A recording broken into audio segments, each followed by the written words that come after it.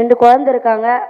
உன்னாலும் முடியல, உங்கள் அம்மானாலும் முடியல, நான் எதுக்கு இருக்கேன், நான் படிக்க வைக்கிறேன்னு சொல்லிட்டு 8000 ரூபாய் சம்பளிக்கே ஒரு கம்பெனியில் போய் 6 மாதம் குழந்தை வீட்டில் விட்டுட்டு போய் தான் டெய்லரை ஒர்க் பண்ணி தான் எங்கள் வீட்டுக்காரரை நான் படிக்க வச்சேன்.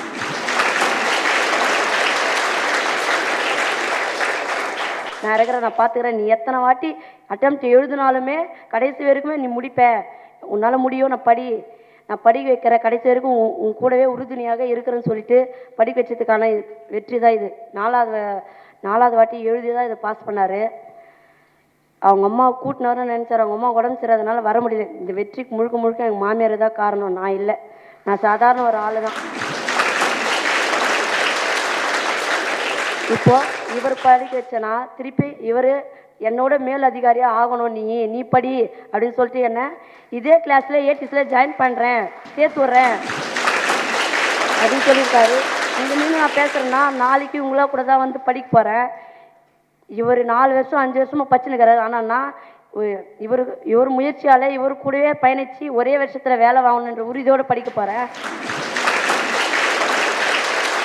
எங்கள் ஊரில் எங்கள் தலைமுறையிலே யாரும் அரசு அதிகாரியே இல்லை. ஃபஸ்ட்டு எங்கள் வீட்டுக்காரர் மட்டும்தான். எங்கள் அப்பாவோட ஆசை நான் அரசு அதிகாரியாக வேலையை போகணும்னு சொல்லிட்டு. அப்பா சொல்லுவார், ஏமாற்றி கல்யாணம் பண்ணி போயிட்டான், என்ன பண்ண போகிற தெரியல, உன்னை வேலைக்கு கூலி வேலைக்கு அனுப்பிச்சுனுக்கிறான் அப்படின்னு சொல்லுவார்.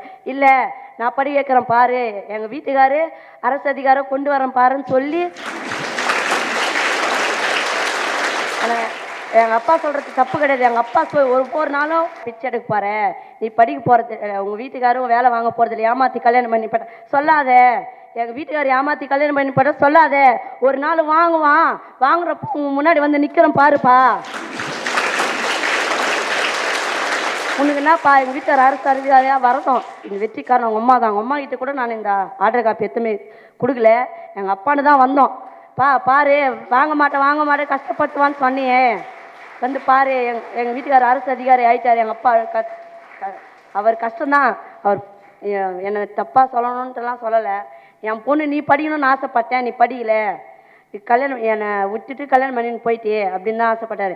இப்போ அவருக்காக நான் சொல்கிறேன், அப்பா நானும் போகணும் தானே ஆசைப்பட்டேன், கண்டிப்பாக எங்கள் வீட்டுக்காரர் படித்த இதே ஏடிசியில் ஜாயின் பண்ணி நானும் கஷ்டப்பட்டு படித்து எங்கள் வீட்டுக்காரோட மேல் அதிகாரியாக வந்து உனக்கு காமிக்கிறேன் அப்படின்னு எங்கள் அப்பாவுக்கு சொல்ல விரும்புகிறேன்.